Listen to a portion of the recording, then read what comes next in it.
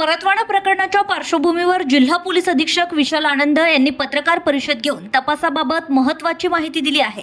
या प्रकरणाच्या सखोल चौकशीसाठी विशेष पथकाची स्थापना करण्यात आली असून IPS अधिकाऱ्यांच्या मार्गदर्शनाखाली तपास सुरू असल्याचं त्यांनी सांगितलंय। आतापर्यंत एकूण 4 आरोपींना अटक करण्यात आली आहे।